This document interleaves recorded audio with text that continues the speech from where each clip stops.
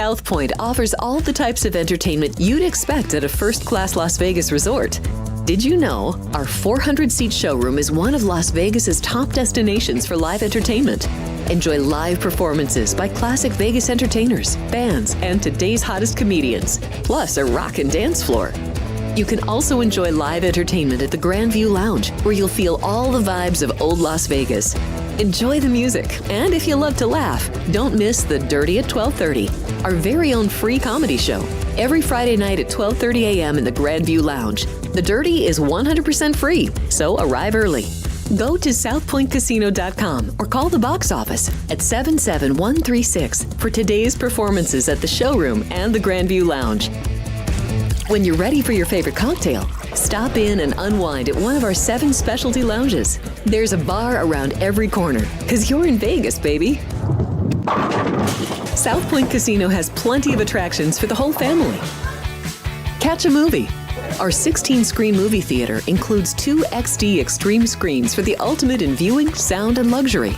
After the show, treat the family to a variety of treats at our old-fashioned ice cream parlor, Kate's Corner.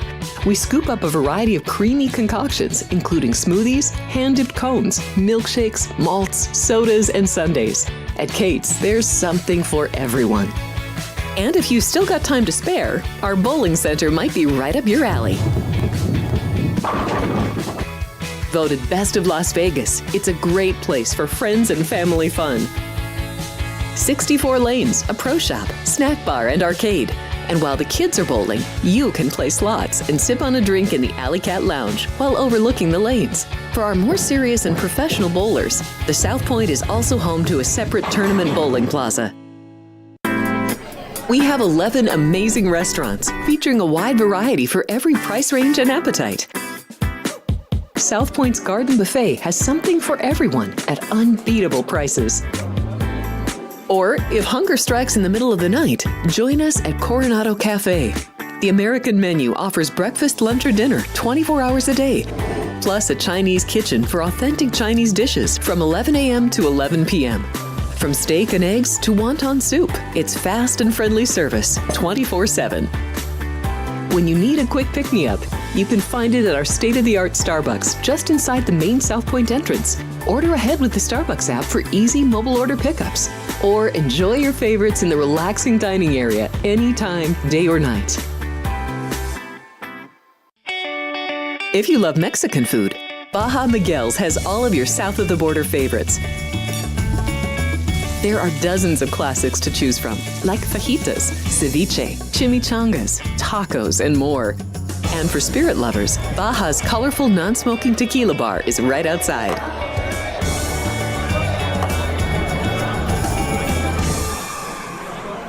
Or maybe you're in the mood for seafood.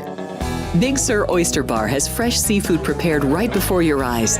Savor freshly shucked oysters, crab legs jambalaya, shrimp and lobster. Beers on tap and a selection of fine wines are perfect to pair with your seafood favorite. Whether lunch or dinner, you'll love this fun atmosphere, located just off the casino floor. Ready to shake things up? Step back in time and treat yourself to one of the oldest restaurant chains in the country. Steak and Shake, famous for original mouth-watering steak burgers and hand-dipped milkshakes in a variety of flavors. For some old-fashioned fun, try Steak and Shake.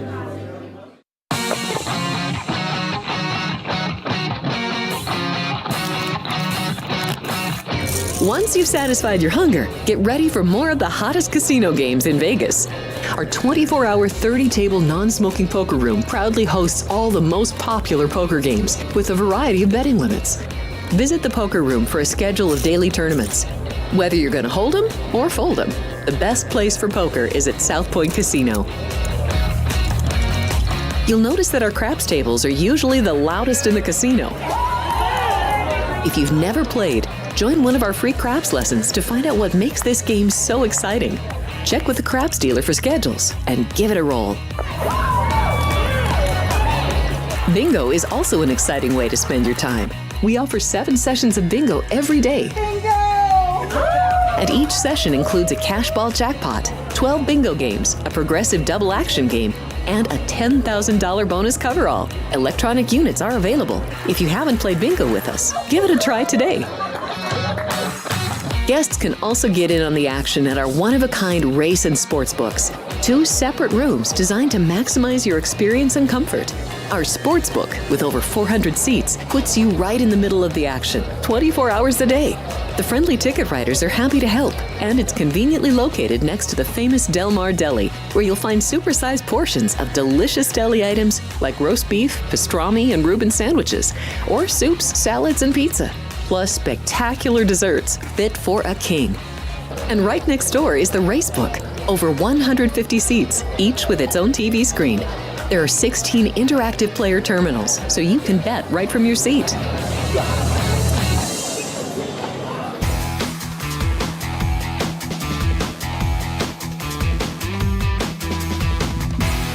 Here we go. Welcome in, everybody. Sorry about the delay. You are watching Sports by the Book. We are live from the South Point Hotel and Casino. A lot to get to. We are down to the final 8 teams in the NFL. We will recap last night's games with the big win for the Los Angeles Rams over the Vikings. We have a fantastic college basketball card. We're going to hit all of those games as well as NHL. 13 games on the slate and a lot of good plays that we like here on the desk. I'm Alex White alongside Kenny White. A little bit late today, and the traffic here in Vegas is pretty brutal. Is that where we're starting? Wow, yeah, it is. Hi, Alex. Good morning. Yeah, there was. I turned onto the 215, and that's the easiest way to get here, to the 15 and right to Silverado Ranch. And it doesn't take that long. And I'm here every morning at 8:45, even sometimes earlier. But yesterday, I was really early, and when I got on the 215, it was so backed up and wasn't moving. And I knew what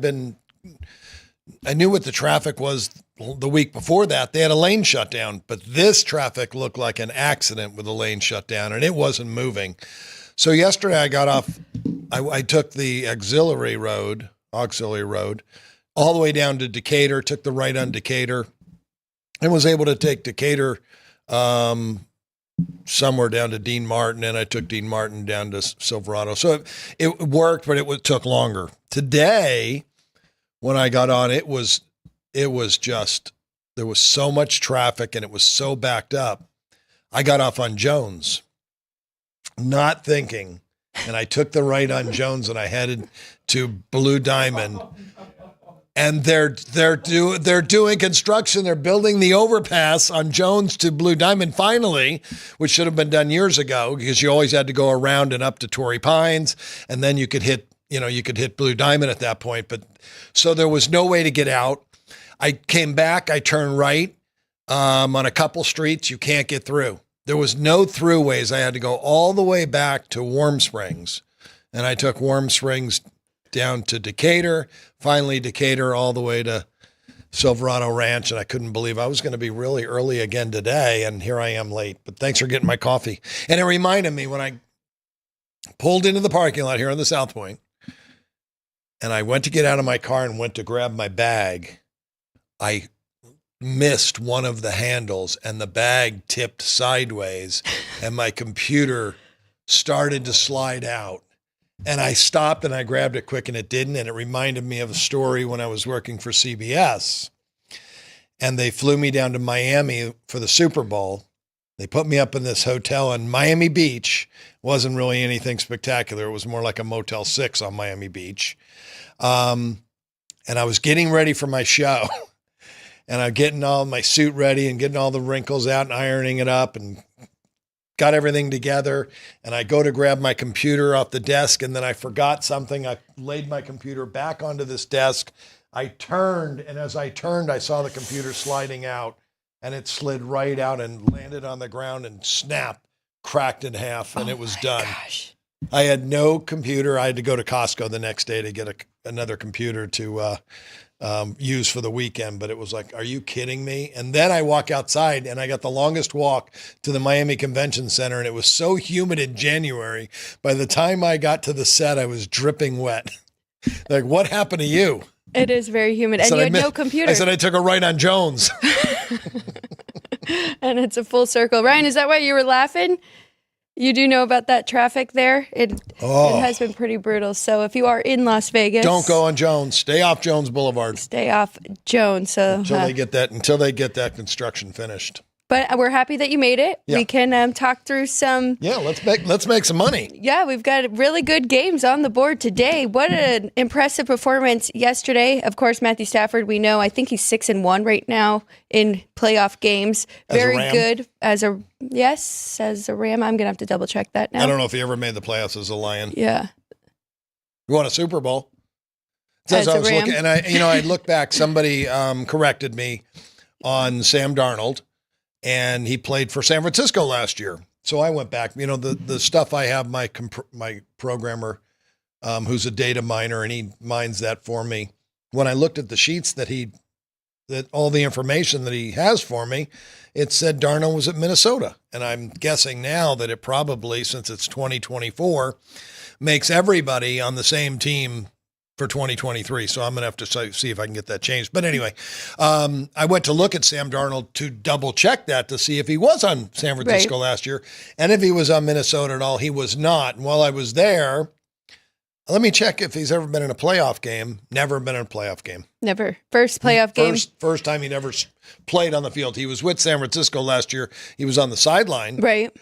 But has never played in a playoff game. That's pressure. Well, and talk about pressure. The Rams brought the pressure. 6 sacks in the first half and 9 in the game, tied the record for the most in a playoff game. Also, the most sacks allowed by Minnesota, given up in a playoff game in their entire franchise's 64-year history. So very impressive for their defense, which yesterday you kind of doubted your defensive rating for the Rams. You were surprised at how high you did have them, and now it does make sense. We'll see how they do moving on from here. But we'll see if they're that good. I mean, I had them number 1 in the NFL. I was like, man, I just don't feel like they're the number 1 defense in the NFL. You lose a guy like Donald. They lost Aaron Donald, who retired last year. Right. You think that defense drops off and it's not going to be as good. But Sean McVay has done a great job. I'm kind of comparing him to John Harbaugh now, the head coach of the Baltimore Ravens, who for years did not have the same roster as the other teams that were spending money, but he was still very competitive and winning the division. Sean McVay has done that back-to-back years now with a roster that is below average. He's turned into a playoff team 2 years in a row. Right. Puka Nacua, Kyron Williams, some of the guys that he did get later. And not just that, in the trenches as well, O-line and D-line. And these are unknown guys. Right. Nobody wanted those guys but him. And that's the same thing with John Harbaugh. John Harbaugh gets guys nobody wanted, but he gets guys that he knows are talented, probably good locker room guys, and that are going to fit his system. And Sean McVay is doing the same thing on the West Coast as John Harbaugh is doing on the East Coast. So hats off to Sean McVay. And I love Sean McVay. When I was with VEASAN doing the shows, they were going to make me the president of the Sean McVay fan club. I talked about him so much. So it's a coach that I really like. But again, when I rate the players out, I rate them as I see them and what their talent level is. Some coaches just get more out of it than others. And shame on us, because throughout the entire college football season, we talk about coaches in that scenario, and we did not talk about the fact that Kevin O'Connell learned under Sean McVay. Yes, he did. And we saw that it was hard for him in the first matchup. They lost 30-20, and now the Rams were ready to play in that 27-9 victory, so they do move on. So now our 8 teams are set. I'll just run through these numbers quickly here at the South Point. We've got Kansas City, an 8-point favorite over the Houston Texans. Total in that one, 41.5. We've got the Lions, 9 over Washington, total 55.5. No surprise there with the highest total on the board. The Eagles are a 6-point favorite against the Rams, total 43.5. And then we've got Baltimore. This has flipped now. So the Bills did open a 1.5 point favorite. I believe it was 1. But now Baltimore is the favorite just by 1, total 51.5. So 4 really good games. We have 7 left in the NFL. These 4 will have the conference championship and then the big game. So really looking forward to those matchups. And we'll just tease it right now. Tomorrow, we're going to break down all 4 of those games, give you our lines, give you potential plays in those games and what we like. But starting today, we were going to talk about the championship a little bit. We haven't really talked about Notre Dame and Ohio State yet. Not much movement. A little bit for the dog right now at South Point, Ohio State. Let's don't jump past the NFL too quick, because what you were saying, something came to my mind, that there are 32 NFL teams. How many make the playoffs? 14. College football, there's 134 teams. How many make the playoffs? We had 12. 12. This year. So there's less.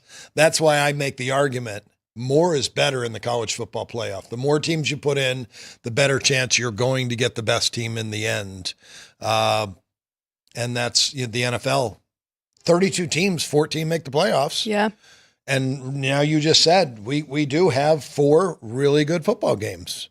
I mean, they may not be the 4 greatest ones if you wanted to really go back and say that the Chargers are a better team than Houston, and that was just a bad day for them, and maybe they should have moved on.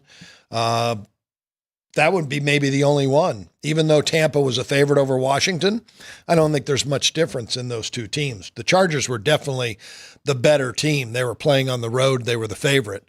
But you have that many turnovers, you're not going to win. But I just wanted to bring that up, that there's room for more teams in the college football playoff. And I wanted to make you lines on these NFL games real quick from last week's ratings. Okay. So. Well, you could make the argument that Tampa is better than the Rams and just how the matchup fell. So it should be Commanders and Tampa I don't know about that now, watching the Rams again last night.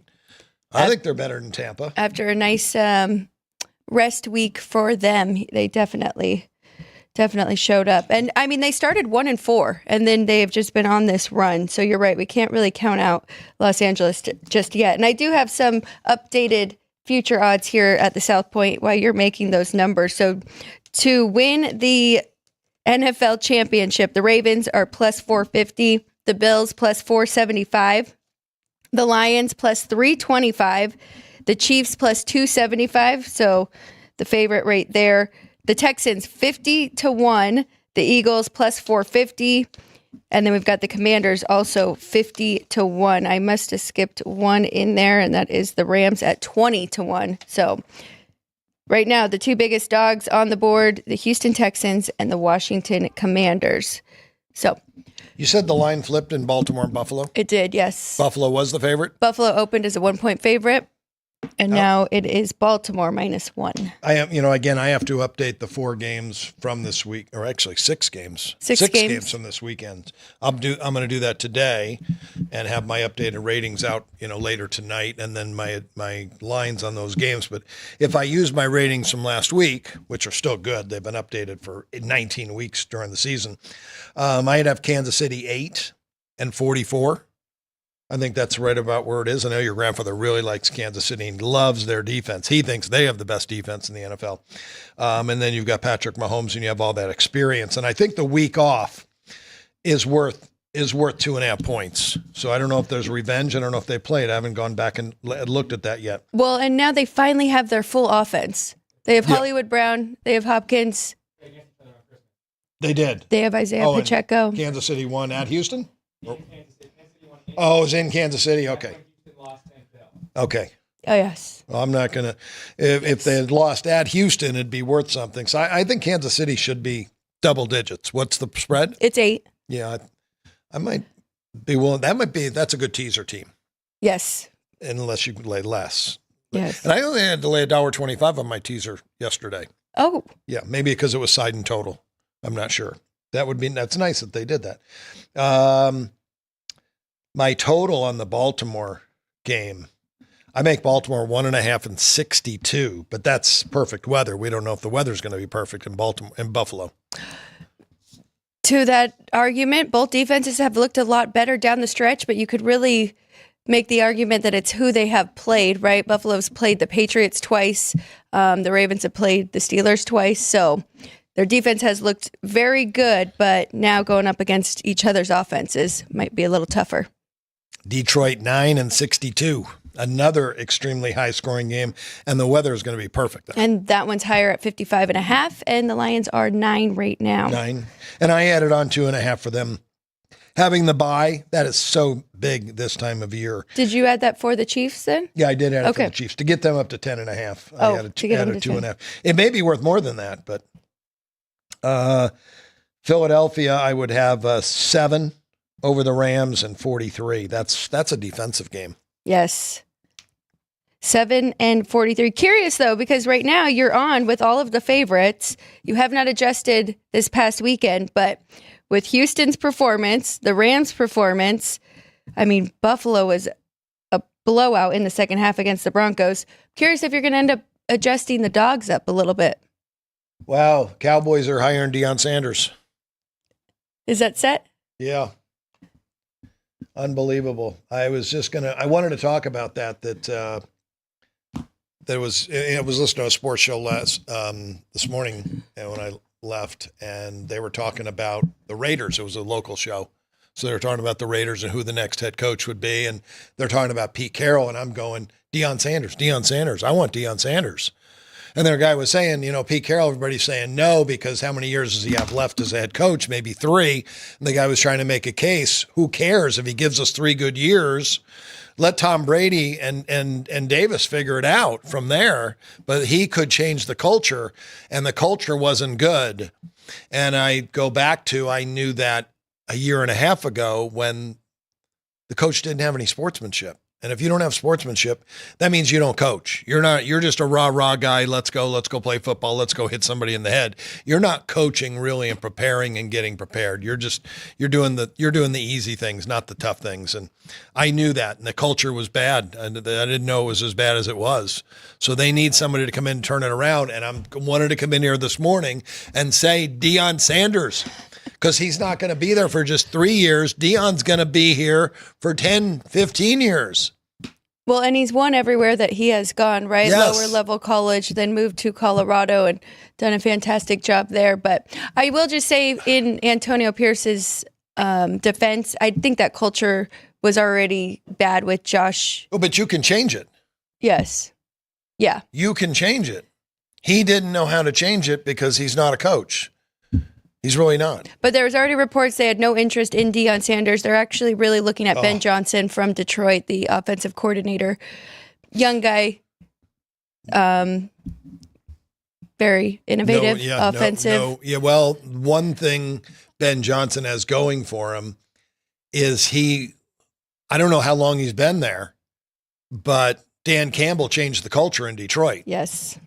Because Dan Campbell lost his first year, and in year 2 they were 1-6, but I believe they were like 5-2 ATS. The team was playing hard, and they were covering, and they were overachieving, and the players believed in Dan Campbell, and they played hard for him, and that's why he changed the culture. The Raiders weren't playing hard here for Antonio Pierce.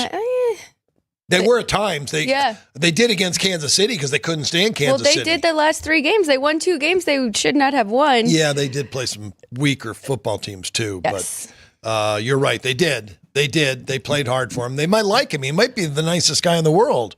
And he might be a great player's coach, but he's not a guy that can get in the X's and O's and trenches and fundamentals and teach fundamentals, because that's, even though they're professionals, you still are working on fundamentals, and the more you work on those, the better you get at them. So it's rhythm. But anyway, I wanted Deion.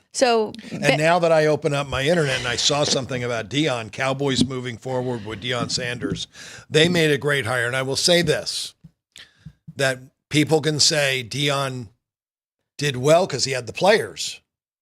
When he was at the FCS school in Southern, or Grambling, when he was at Southern, they brought in a lot of guys, and because they wanted to play for Deion. But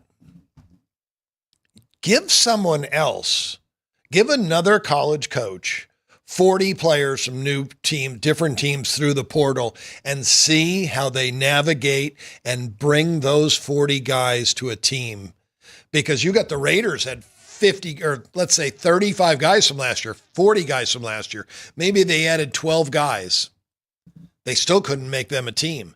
Dion took 60 guys from all different schools, brought them all together, and made them a team and had them pulling on that rope and that tug of war in the same direction. That's really hard to do. That's special. Not many people can do that. So I know as a former coach, Deion Sanders knows how to coach. He not only knows how to coach, he knows how to relate to players, and he knows how to get them all to have a common ground and all to work together.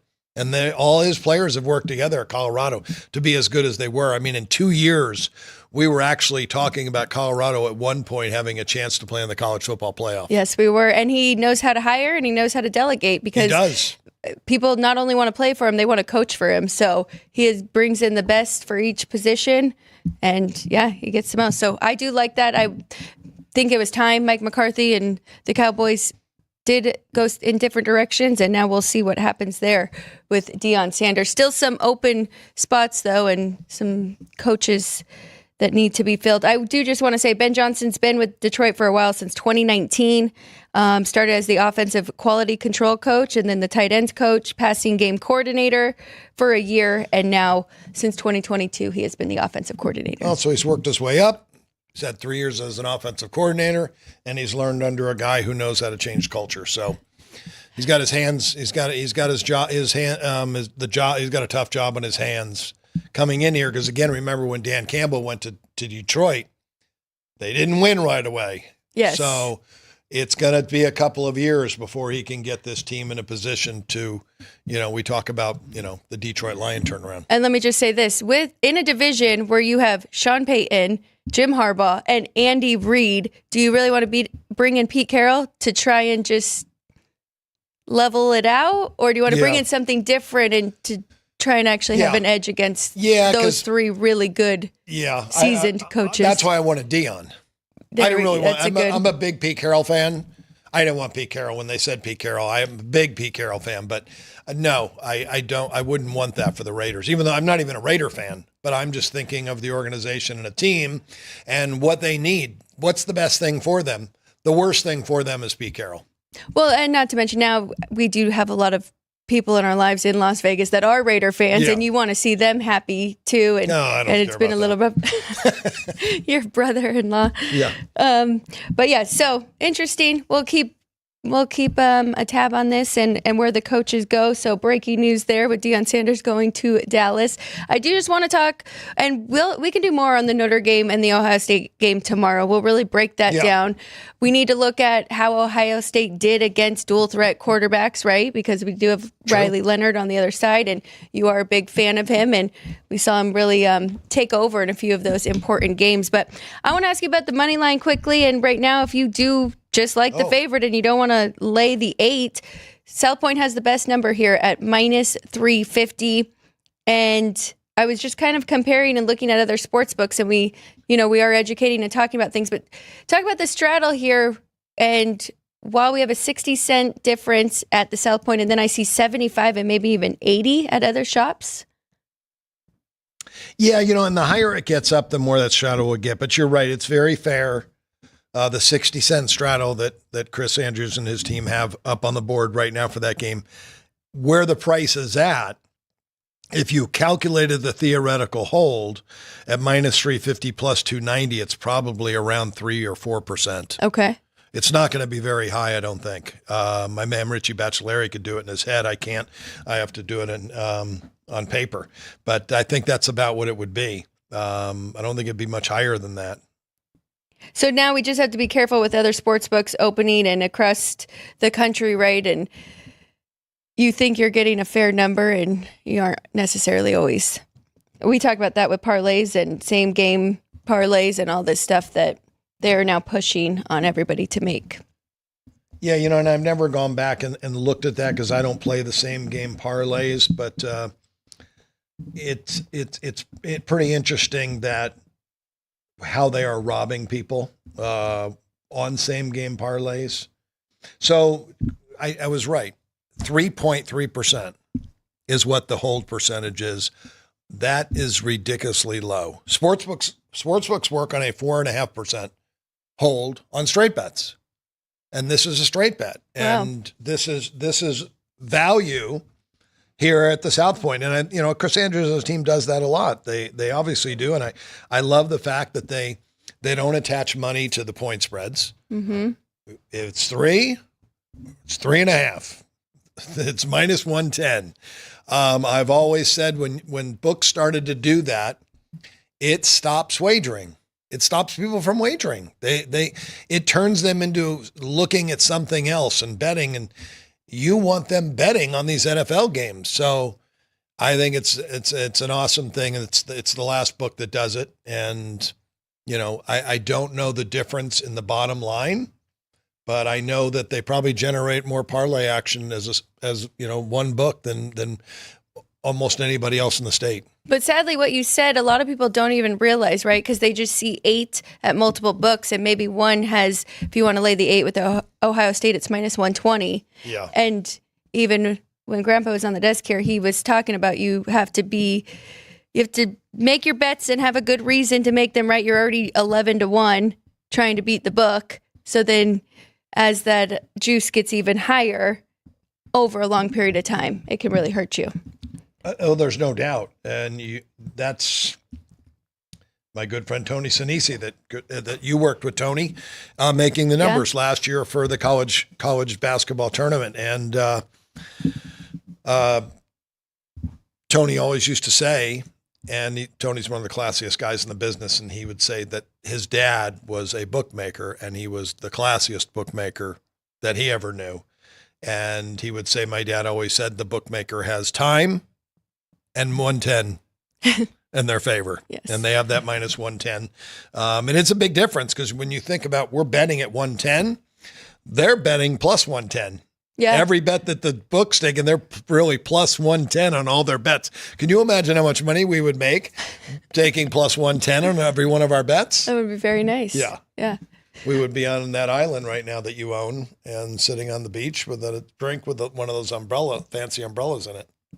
So we'll get back to this tomorrow. Notre Dame, Ohio State. I promise everybody who is in the chat, and we will talk about the 4 NFL games. Just checking in right now with the chat. We've got Nick, JR, Vince, Dean Hilt, and Long Island Mike. Thank you so much for following us from Bet the Gambit today. And he said, let's go. Let's get to today's hockey. So please, before we do that, but everybody that has in, I asked earlier on my show, and I didn't get any responses of yesterday's game. I felt I only listened to a little bit on the radio on my drive to the grocery store and back, and it seemed like there was way more Minnesota fans in the building than Ram fans. Please let me know in the text who you thought, what percentage of the fans you thought were Minnesota Viking fans. perfect. And Ryan is shaking his head, so maybe he'll chime in and give what percentage he believes there was as well. But it doesn't matter. Regardless, LA came together and got that win for the city, so they will be moving on. Okay, let's get to some college hoops, and then we will get to today's hockey. Going over our whiteboards from yesterday, 2-1 for me. I'm sorry, the one hockey you tailed me was the one loser, so we did get the over with the Panthers and the Flyers. Calgary and Chicago did go over. We cannot Chicago unders for a little bit. So you were 2-1. 2-1. Good for you. I was 1-2. I told you, I gave you not good. You took the wrong hockey from but me. I listened to your analysis on it, and that's the one I thought for me was the best one to bet. And I like unders more than overs anyway. So, but yeah, I couldn't get any scoring out of Pine Bluff and Prairie View. Austin, the Stephen F. Austin game did go under. I should have just I was going to put the teaser on the bottom of it, and I never got to it. Yeah. That would at least got me even on the day. Yes, that was a good same game teaser. And even it was a good day in women's basketball. Great day in women's basketball, thanks to Howard especially. Yeah. I told you the run was coming, and they did. Yes, betting the better team. So maybe we'll have a women's college basketball play too. But Dean Hilt is curious about the Mizzou Florida basketball game, and I am too. I'm really excited to break that one down. The Florida Gators have been awesome. The SEC in general has been really good in college hoops. So we're going to get to that right now, starting off with a really good game here in Villanova and Xavier. Let's pull up our live lines here for basketball from the South Point and let you get your sheet here. But yeah, I've got all my Monday sheets. Let's get rid of those. I think I left today's sheets up here. So we're going to do basketball first, then hockey? Let's do basketball first. Okay. I know you said somebody said, let's get on to the hockey. He did, but it's like Somebody said, we know Jones is busy. Now let's get on to sports. All right, hockey. Oh, the street. Okay. The street. I'm like Jerry Jones hiring, Jones, yeah. so there's so much going on Jones right Boulevard now. and Jerry Jones. All right, college basketball. College basketball. Here we go. Xavier 2.5, total 146. I have Xavier 2, 154. Anytime that Villanova's playing, I'm going to probably like it over just the fact that they're so good offensively.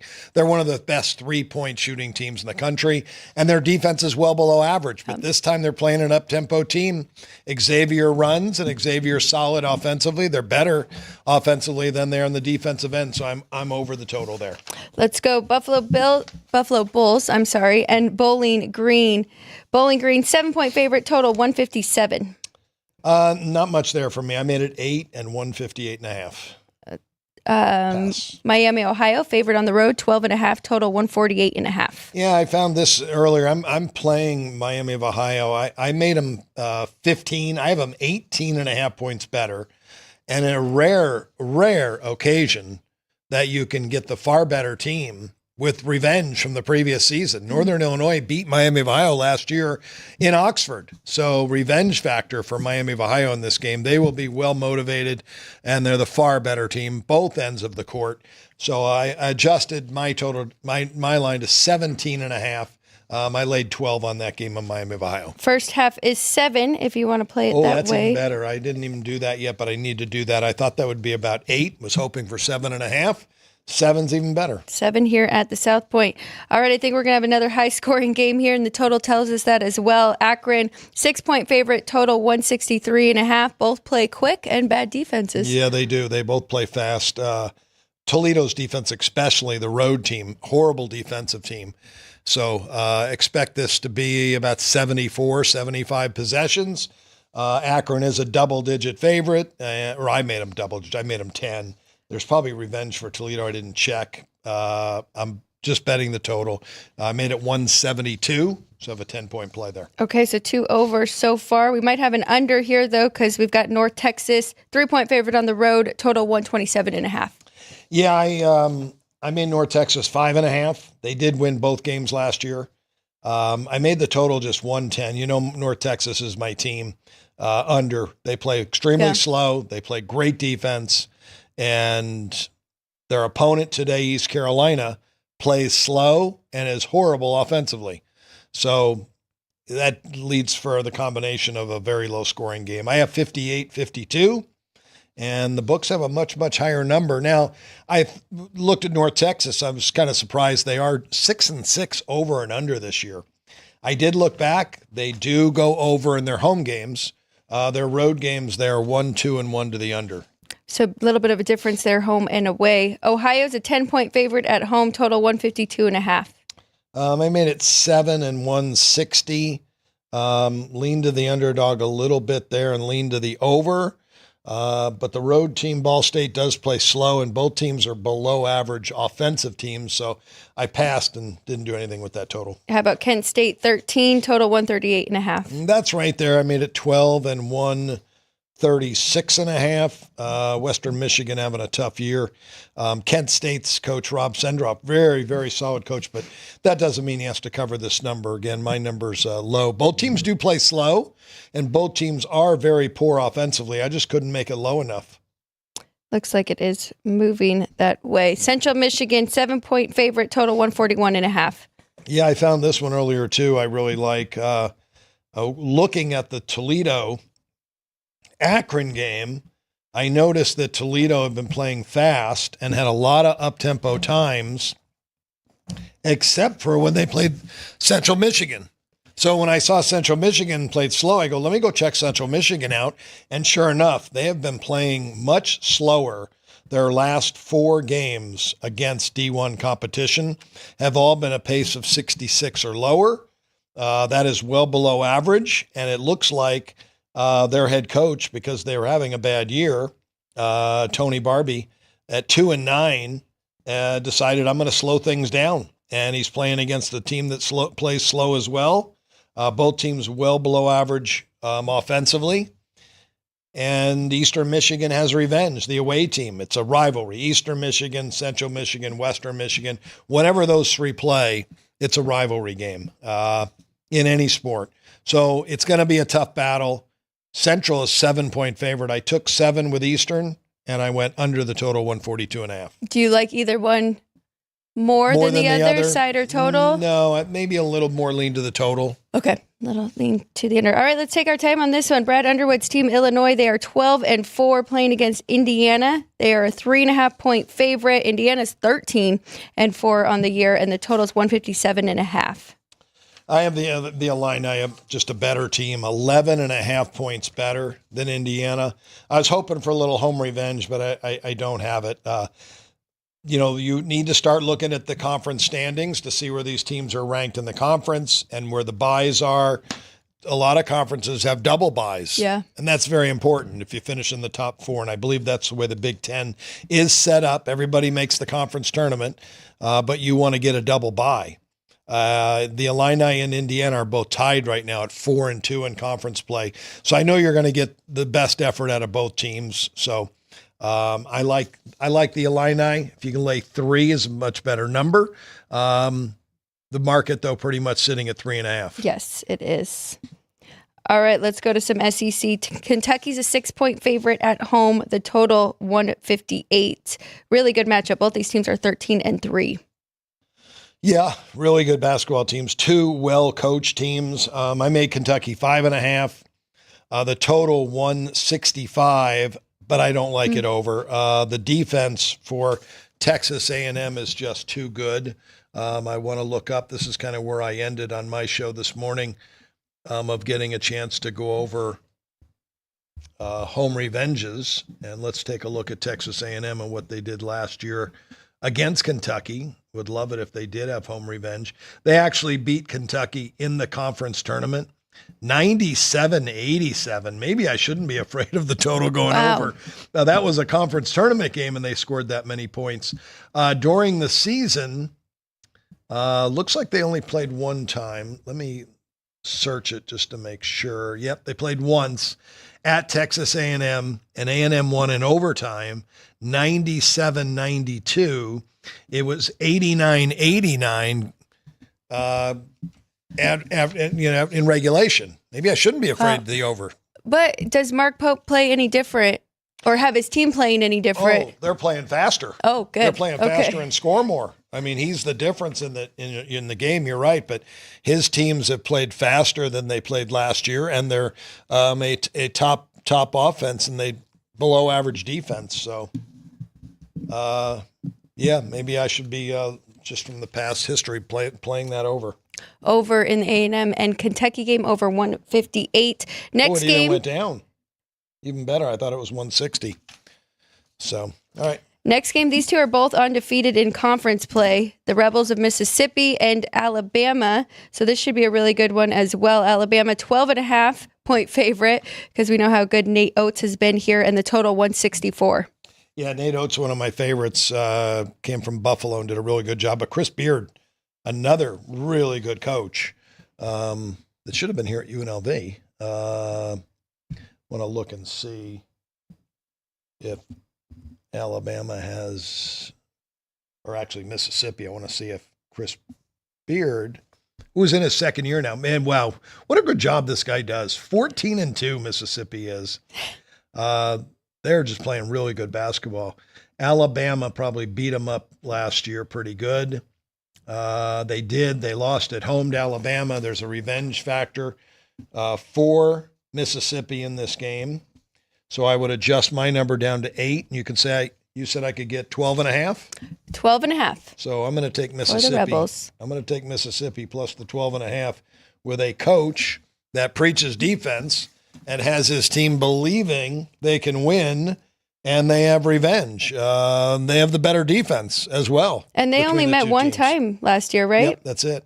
The SEC is so loaded with so many teams. Most of the basketball they do only play once. Am I missing one? Is it Mississippi State and Auburn? Yeah, Mississippi State Auburn's the next one. All right, the number one team still in the country, 7.5 at home, total 150.5. I thought I saw they may have dropped to 2. They did. You are correct. Yeah, somebody, I can't remember who leapfrogged them after a loss. I have Auburn 10 and 146.5, and it's probably a revenge factor for the opponent. Let's check real quick. I do have ESPN's AP up right now, though, and they still have them as Oh, they are one. number 1? Okay.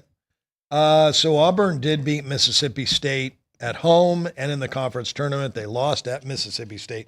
But since they won in the conference tournament, I would give revenge to Mississippi State, and being a more meaningful game, I'd drop it to 7.5, but that's where the line's at. So there's no value there.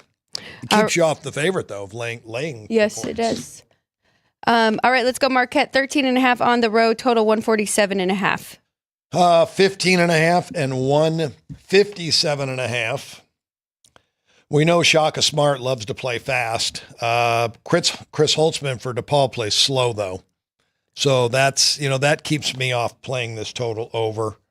I like the tempo, and DePaul's they're going to need to play fast in this game at one point because they're going to be behind in the game. So let me take a look and see what happens and what DePaul scores look like when they're playing somebody fast like this. And they haven't played anybody fast for a while. They played Wichita.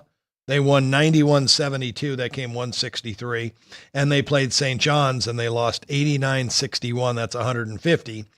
And they played Mercer, but that's a weak defensive school. They 159 in that game.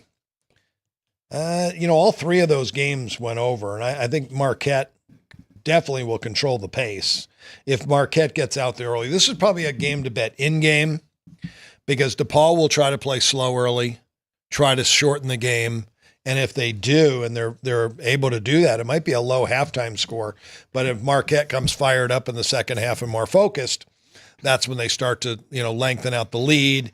And now the home team has to play faster to try to get back in the game. I wish I had an average and a median for points allowed from Marquette because looking at their scores, I mean, they haven't really allowed more than 74. Is that the most a team has scored on them? Maybe. Wisconsin? Well, you remember Wisconsin's playing fast too. Yeah, looking at the number, 74 twice. Maryland scored 74. Iowa State scored 81. They lost. Oh, they lost. Okay. Lost Iowa State. Now, who is now number 2? They have only played 3 fast teams this year, Xavier.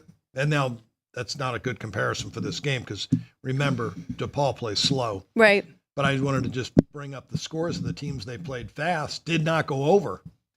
Maryland came 152, Iowa State came 151, and Xavier came 142. That's kind of strange that they're that good offensively and they play fast. So you do have to give their defense some credit. Yes. Against slower teams, Providence came 128. Butler came 150. That's a little bit better. Stonehill is hard to use that as an example, but that came 153, and that's because Marquette got 94. Purdue came 134. I can't bet it over. They're really good defensively, too. That keeps me off that game because DePaul's going to try to slow this down, and Marquette's solid defense will hold DePaul down. I think it's better waiting and maybe betting over at halftime, if anything at all, but not pregame. Okay, VCU is a 10-point favorite at home, total 146.5. Yeah, VCU is a good under team for me. Solid defense. They don't really play at a really fast pace. They just play great transition defense, even though they're 8-7 to the over this year. So they're not making money for you betting them under. St. Louis, 11-3 to the under. Their coach, John Schertz, came from Indiana State, who last year made the tournament and had a nice team and played a lot of over games. They were a very high scoring team.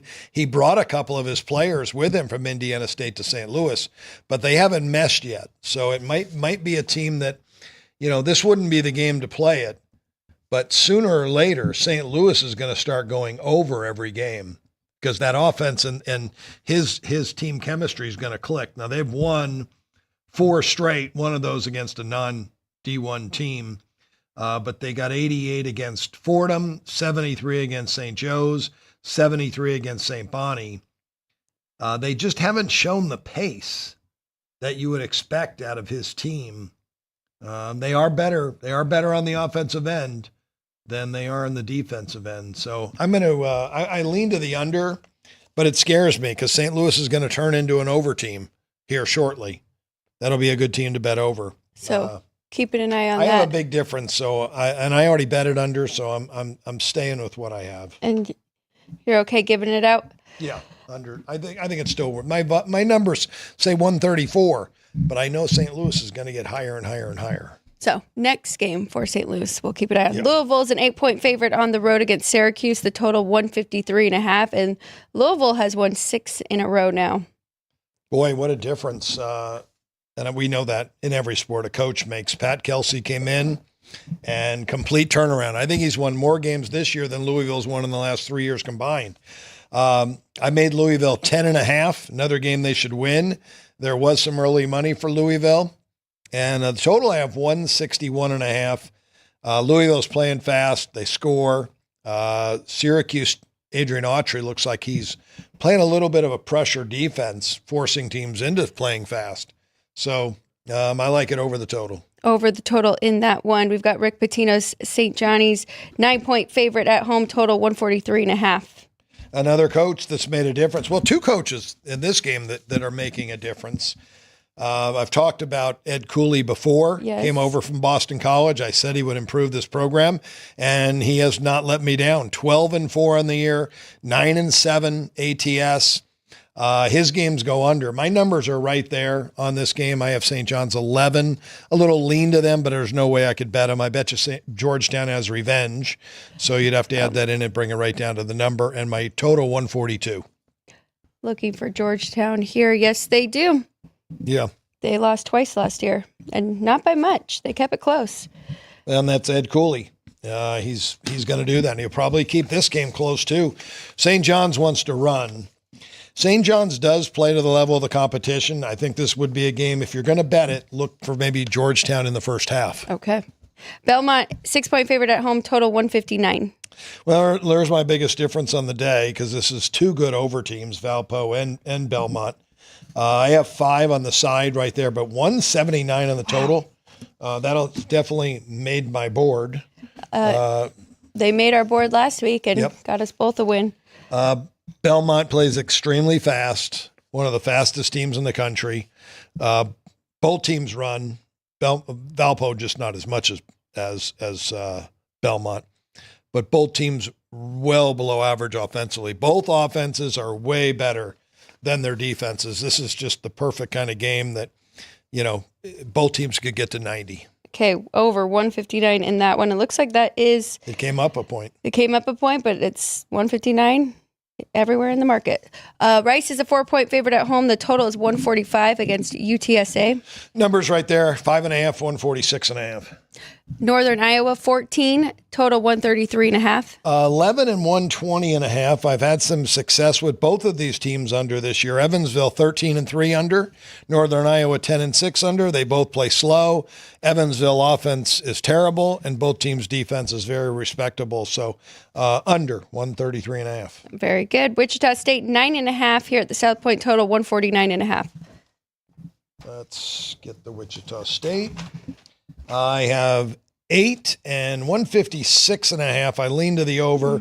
Wichita is an up-tempo team. This is Pat Mills, came over from, where was he at? Oklahoma City? A school from Oklahoma. Can't remember which one it was. It wasn't Tulsa. It was Oral Roberts. Oral Roberts. And they were, he took them to the NCAA tournament. Really good coach. They play very, very fast. Yes. Charlotte plays no defense, so I like over the total there. Over 149.5 in that one. Few more here. Missouri State, 1.5, total 136.5. Pick in 134.5. You can move on. Creighton, 9 at home, total 144.5 against Providence. 7.5 and 134.5. I lean to the under. Both teams have trended slightly to the under. Both teams play slow. And both teams are better defensively than they are on the offensive end, so I'm under there. Can't really figure out Creighton yet this year. They'll turn it around. They're getting better. Yeah, I mean, they have some big wins, but Boise State 13 at home, total 132.5. 14 and 140. I lean to the over, but both teams play slow. I'll pass. I did win with Boise State the other day. Now, Boise State could have a letdown in this game because they just played Utah State basically for the first place, and they lost a tough 2-point loss. Wyoming probably has revenge. That's a game I'd have to take a look at. Wyoming might be worth something in the first half. All right, we'll take a look at that on a break. We've got Texas Tech 7, total 144.5 against Kansas State. Texas Tech, I have 11.5, so I'll lean to them. 142.5 the total. It's pretty much right there. Remember, Texas Tech is coming off that overtime loss to Iowa State. It's a really good game between those two. So a bounce back?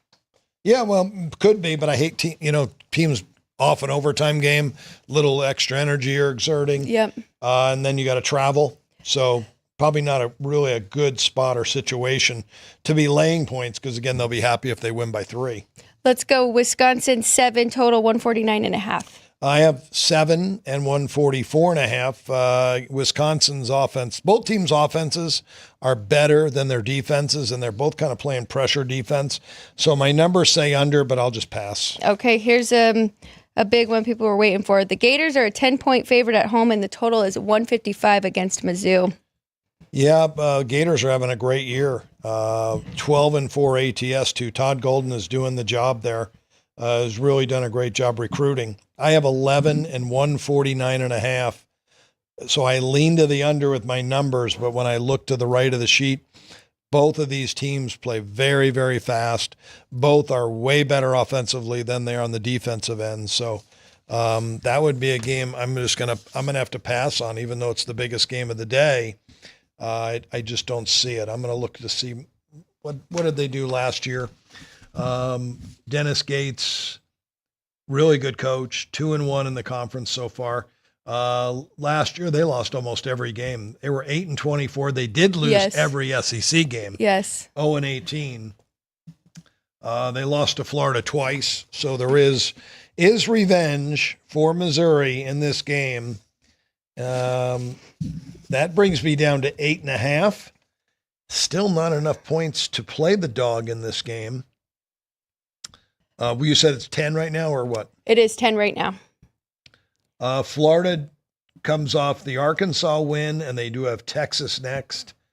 I don't see any look-aheads or letdowns from them. So Florida only lost. I lean to the under. I think it's a big game. Florida's only lost to Kentucky in Kentucky, so they've been playing very good and very good at home as well. Yeah, it's a lot of points to get, in a big game like this. So double digits. I'm gonna make a small bet on the under. Okay, Arkansas 1-point favorite on the road against LSU, total 148.5. LSU 1 and 157.5. I have an overplay here. Is it warranted? We'll find out. John Calipari at Arkansas, 4 and 11 ATS, underachieving. He has been under 10 and 6 on the year. LSU's under 9 and 7. Both teams do play fast, but both teams' defenses have been better than their offenses, so it really doesn't match up, and it's going to be a close game. I'll pass. Well, and both teams have lost 3 in a row in conference play, so Coach will definitely be on them to play some defense in that one. I think it's Calipari's worst start ever for a conference record, which he just hasn't been able to turn Arkansas around yet. No. Duke, you're laying 23.5 against Miami, Florida, total 147.5. 26.5 and 144.5. Miami, Florida, maybe a team total under. I worry a little bit about that because if we got a 20-some point lead, can Miami score, though? I don't think they can. Their offense just isn't good enough to score against Duke's defense. Clemson 5 on the road, total 141.5. I have 6.5, 145.5. Nothing there. BYU Cougars are a 14.5-point favorite, total 147.5. Love it over. 13 and 162.5. We know we're not going to have a tight game. They're going to go up and down and relax on the defensive end. BYU, solid offensively. They run. Oklahoma State is running, playing up tempo. So, yeah, like that game over a lot. I think that's a good matchup for an over. Over 147.5. A couple more here. New Mexico, 10-point favorite on the road. The total 151. I have 9.5, 156.5. Lean to the over because of New Mexico, but Tim Mills at San Jose State plays a slowdown. And New Mexico's last game was very, very low scoring. I think that was a big game in the conference against San Diego State, though. So I'm going to pass on that total. Yes, it was. Nevada, 19, total 127 against Air Force. 17 and 119.5. Under, yeah. This is Air Force. They play slow. Nevada's playing slow. Now, I say that, and I bet a Nevada game under a couple weeks ago. And it does surprise me because I like coaches that, we know what you can expect of them. Steve Alford, I always expect up tempo. This team hasn't played that way. They just haven't been as good. They're 9-7.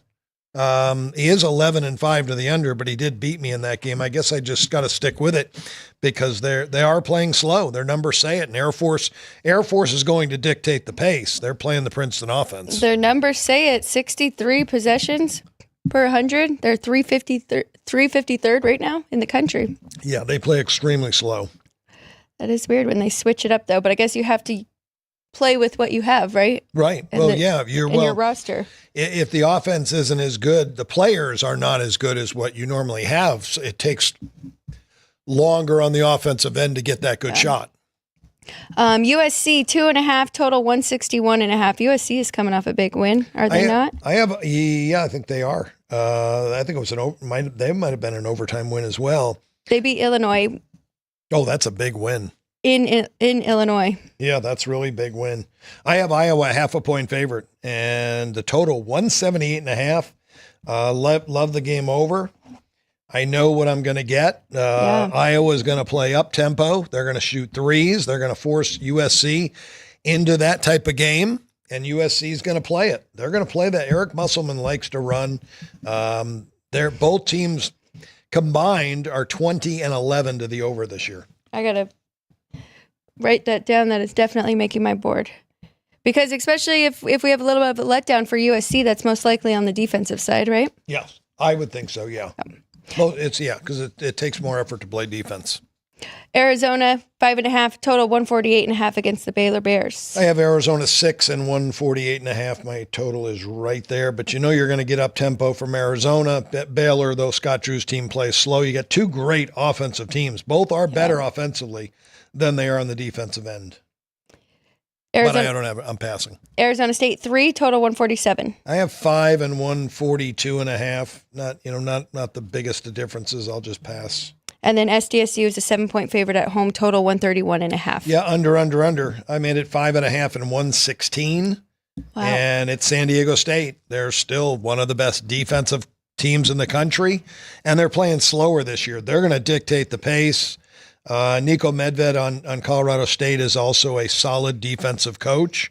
Both teams' defenses are way better than their offenses, and it's going to be a slow game, so I'm under there. And just as you said, kind of the other way around, but SDSU coming off of that loss to New Mexico, coming back home, get back to fundamentals here. Good defense. Yeah. For the Aztecs. Let's take a 1-minute break. When we come back, you are going to lead us through some hockey, and I will break down those games. So don't go anywhere. We have hockey on the other side. I'm not going anywhere. Get ready to laugh with Punchlines with Frank Nicotero. Join Frank and his team of featured guests for your daily dose of comedy. Reno, the Pittsburgh of the West. Poison. Yeah. Poison. Sports. F for Falcons, Alex. We were talking Derek Carr for MVP after 2 games. Who's we? Okay, me. I was. And the funniest social media posts. People want to show off their food. Boom. Wiener on a guy's shoulder. It's the Dark Colts. We bleed blue. It's your one-stop spot for great laughs and a good time. Find us on YouTube at Punchlines FN. And join the chat live weekdays at noon Pacific for the ultimate blend of jokes, sports, and viral fun.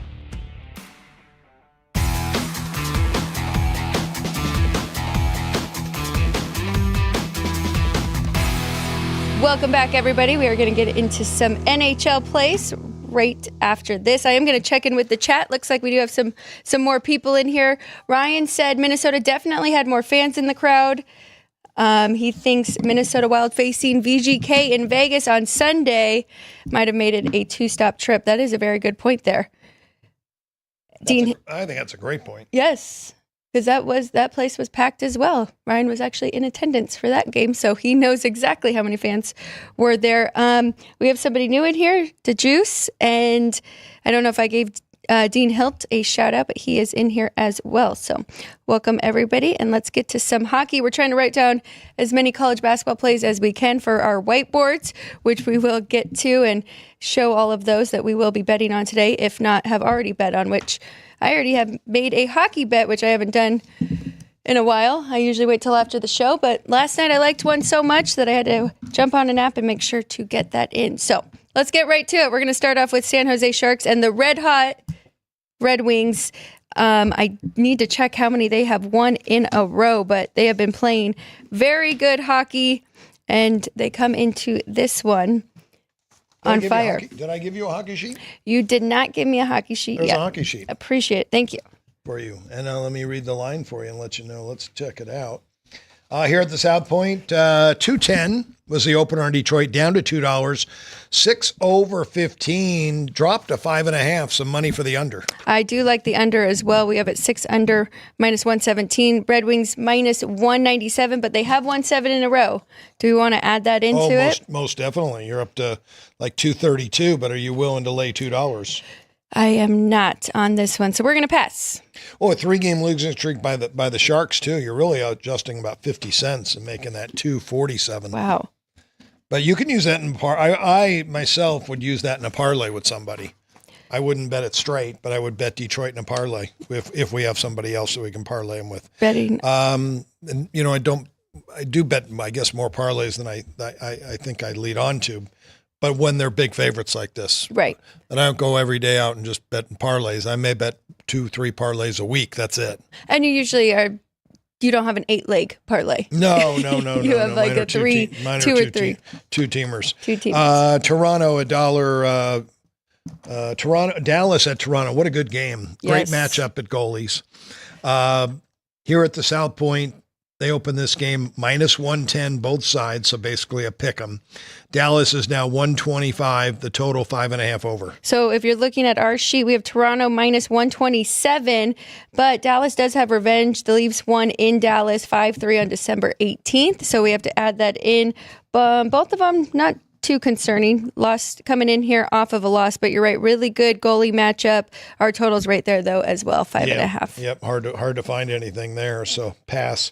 Washington opened 285, bet down to 260, money for Anaheim, surprise, 6 under. Yeah, we have the Caps 292. Really good road team this year, 14-4-4. They're 5-2-3 in their last 3, so maybe that is why people are betting on Anaheim, who is also 5-4-1 in their last 10, so starting to figure some things out. But Logan Thompson's having an outstanding year. 18-2-3 is his record, 2.32 goals against, and a 919. He's 18-2-3? Wow. Yes. Wow. What a year he is having. Yes. That's pretty incredible. That's a great record. That means he should be a $9 favorite today. And you're laying 2. Maybe that's your parlay right there. Detroit to Washington. Detroit to Washington. Especially, Anaheim's 6th in the Pacific, but they have a losing record, 18-20-5. So I do like that one. Yeah. Philadelphia at Columbus. The Columbus team opened $1.15 here at the South Point. It's flipped to Philadelphia, $1.15. The total 6.5. Not sure why this is going the opposite way as me. So I already bet Columbus minus 106 last night. You can jump in at minus 105 if you like that side, but Columbus at home, 14-5-3, 7-2-1 in their last 10, and they have revenge. This is the Flyers won twice already this year in Columbus, and then they won back home in Philly. But we also have a bet on the over if you want to just go with the over here. And in this matchup, it's 7-2-1 to the over in the last 3 years. And we have the number at 7 over minus 130. Yeah, it's a really big difference on the total. I think the total's a really good play. I like your play on Columbus. Both are good plays, not parlays, but betting both straight, the Blue Jackets and the over. Tampa at Boston. And the South Point opened Tampa $1.20. They are up to $1.40. So money for the Lightning, 5.5 over. So Boston just won a game, but before that they had lost 6 in a row. Did they really? Wow. Yeah. They're not having a year. So even with the revenge, because the Lightning won, well, not really revenge. The Lightning won at home, so nothing you can really do there either. But just how the way these two are playing, I understand the movement towards the Lightning. Do you have a play or a lean to the over here? We made it 6. So diving into these numbers, Tampa Bay won in goals for at 3.68, tied at 18th in goals against. Boston, I really don't like to use their numbers because I do think they have gotten better, but 28th in goals for at 2.58 and 23rd in goals against. So not the way that the Bruins are used to seeing those. You're used to seeing being on opposite sides for goals for and goals against. Lean to the over. Even though Boston's not having a good year, their median price at home is minus 158. They've been a favorite in most of their home games and a pretty good size favorite. You'll very rarely find the Bruins getting a plus price at home. I think I may have to take them. Not to mention, you brought up a really good point. If you look at the standings, they're only 2 points behind Tampa Bay. But if you look at the goal differential, it's pretty alarming. Tampa Bay is a plus 38 and Boston is a negative 26, minus 26. Ooh, yeah, it's not good. But that means Boston's been a little lucky and Tampa's been a little unlucky. Yeah. And that turns around. But we know the Bruins as an organization has always been good, and they still have Jeremy Swayman. He held out. He's probably just maybe getting close to midseason form right now. So keep an eye on the Bruins. I think they'll be a team that starts to make a run. They've underachieved so far. Seattle at Pittsburgh. Pittsburgh $1.25 favorite at the South Point, no movement. 6 over, drop to 6. All right. Well, we do lean to not lean. It's a play on the over here between the Kraken and the Penguins. I think this is about as even matched as you can get, which is pretty average teams here. But Kraken are 22nd in goals for, 25th in goals against. Pittsburgh 15th in goals for, 2.98, and 32nd in goals against now at 3.67. So they will definitely give up a lot of goals here. Anything on your medians, home and away? Pittsburgh at home scores 3 goals and allows 4. That's 7. And Seattle is on a 6-game over streak on the road. All right. So their road games are flying over. They're over 3 straight games, though it may be all road games. So, yeah, I agree with you. I like it over. I do like that one as well. Florida is at New Jersey. 2 really good hockey teams. The South Point opened New Jersey $1.40. They were bet up to $1.50. 6 down to 6 under 15. So what do you want to do here? The Devils are the better team right now. They're 4th in goals allowed at 2.53. They're 11th in goals for. Looking at Florida, they're 9th in goals for and 18th in goals allowed. They have Spencer Knight playing tonight. They are on a back-to-back. But the Devils won in back-to-back games in Florida, November 12th and November 14th. Oh, they beat Florida? So Florida's got revenge. They beat them twice? Twice. Wow. In Florida. So you got big revenge for that. You're adding money to New Jersey for their winning streak, though. They've won 6 in a row. 6 straight home games, that is. So they're playing really well at home, but you want to take off. It probably equals out. The revenge with the streak equals out. I think it's just kind of a pass game. Because we got it right there at minus 158. Yeah. All right. Tough with Florida on the road with the backup goalie, so... but they have that revenge. The players will be focused. Ottawa at New York Islanders. South Point open $1.20. Has not moved. 5.5 over 15. Has stayed steady. Pass on this one. We've got Islanders minus 127 and the total 5.5 under. Vancouver is at Winnipeg. Winnipeg opened 165. Down to 155. The total opened 5 under 20. A lot of money for the under. It's now 5 under 40.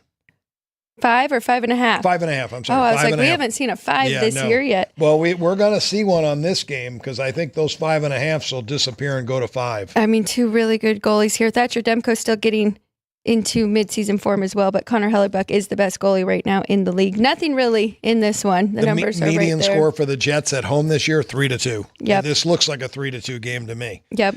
But you don't have a lot of value. It's 5.5 and you're laying a big price. I would not lay that type of price to go under there. Calgary at St. Louis. Opener $1.55 up to 65, 6 under 20. Not surprised that I do have a play here on the Flames. They're 6-3-1 in their last 10, and they've been playing a lot better. They are 26 in goals for, 14th in goals against. But looking at the Blues, their numbers are right there as well. 24th in goals for and 15th in goals against. Take a look at the two goalies. I think that's a good plus price here. I have the Blues minus 125 at home. Yeah, you get $1.50 with Calgary. That does seem like a big price for St. Louis, who's not a very good hockey team, to be a favorite over anybody, let alone a team that's actually playing well at the moment. Calgary, a 3-game winning streak. Let's double check on Dan Vladder's numbers. 3.08 goals against. So Bennington does have a better goals against average. They're both right there though for the save percentage. So nothing too alarming there. Save percentage much more important of a statistic. The Vegas Golden Knights on the road in Nashville. They opened minus 110 each side. Money here for the Golden Knights at the South Point up to 125, 6 under 15. And we have minus 129. We do have 5.5 over. Is that a big enough difference there? Because still, we've been talking about the Preds 32nd in goals for, 2.4, and 22nd in goals allowed. And the Knights, really good numbers as well. 4th in goals for, so you got to worry about them, but 6th in goals against. Any under streaks? Yes, Golden we do. Knights, 5 in a row under. Golden Knights median score on the road, a 3-2 win. Remember how bad they started on the road? Yep. Man, have they turned things around. They are in a 3-game road winning streak. They're the better hockey team. They're a team where Nashville is not. The 3-game winning streak on the road makes me push your price to $1.44. I like the Vegas Golden Knights, and I like under. Vegas Golden Knights and under 6. I do like under as well. Montreal is at the Utah Hockey Club tonight. We know how the Utah Hockey Club has struggled at home, and they've struggled to score. The opener was $1.50, has not moved.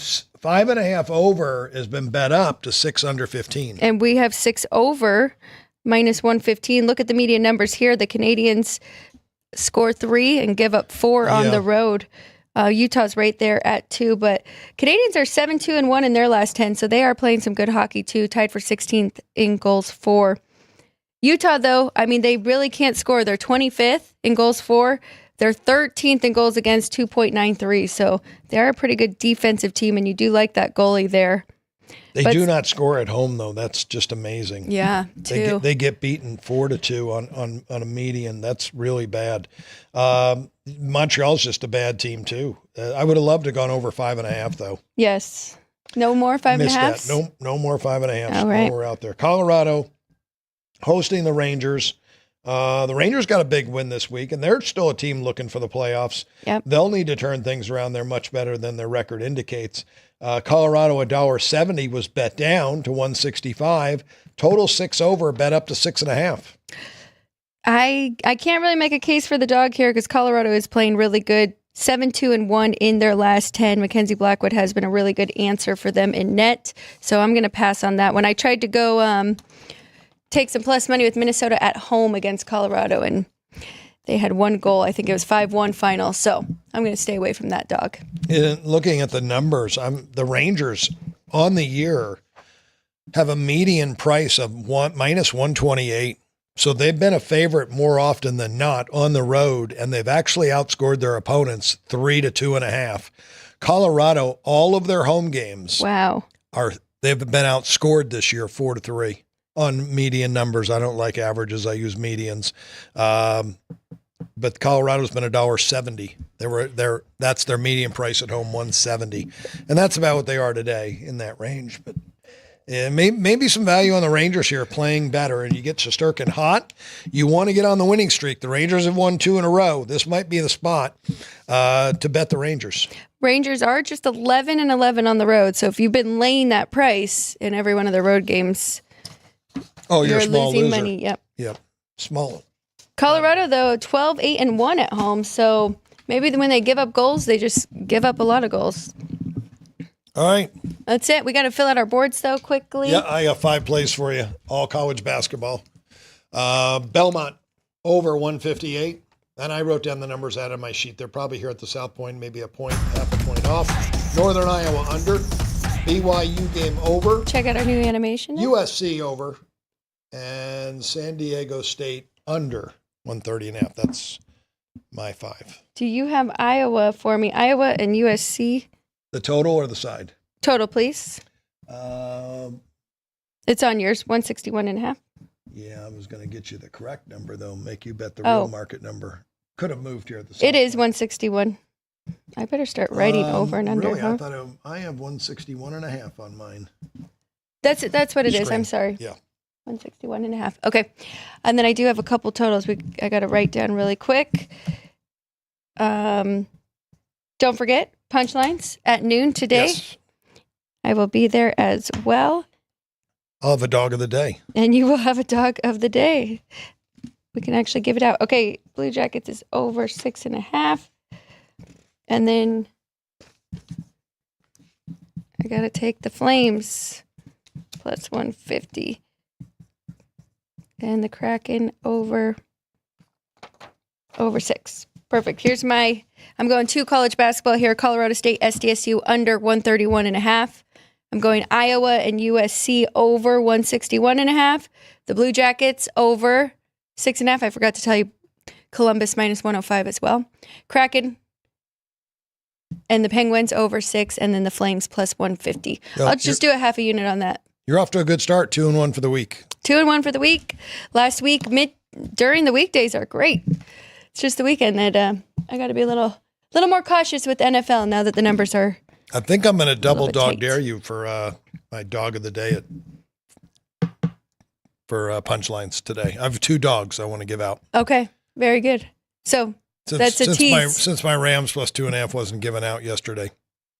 That's on me. That's my double fault. Dog dare you. 2 dogs today coming at 12:50 because those are at the end of the show. You have to go to Punchlines FN. Please join us there. Thank you all so much for joining us today. I'm going to check in with the chat quickly before we get out of here. But remember, tomorrow, Ryan Vince, Chris Brady. I miss Chris Brady in there as well. Tomorrow we will go through all 4 NFL games and we will go through the championship game, Notre Dame, Ohio State. So please join us there. Bring any questions you have for us. Bring anything you would like to request for the weekend. Kenny White will be here Friday. I will be there Saturday. So we will dive in and do some research if you have any questions that you want for the rest of the week. The winner of the poll today was the Ravens and the Bills. That is the game that people look forward to the most. So it should be It's most competitive, too. I look forward to that one. You think that, but you never know. Did you think Tampa Bay and Washington? Oh, you never know. 25% of all games are flukes. They could be a 2-touchdown win by one of those teams. It starts to snowball. Got to check the weather, too, talking about snowballs. Have to check the weather. Did you think Tampa Bay and Washington would be the most competitive this past weekend? It's not a bad. Yeah, I thought it would be very competitive because Tampa was a small favorite at home, but they had, a young secondary that was vulnerable to a good quarterback. I thought last night would be a lot more competitive. That's the one that shocks me the most. And the Chargers. Sorry, 20 minutes over. We'll let you guys go. Thank you so much for joining us. For Kenny White, I'm Alex White, Ryan, Vince, and Andrew in the back. Thank you so much. We'll see you again tomorrow here on Sports by the Book.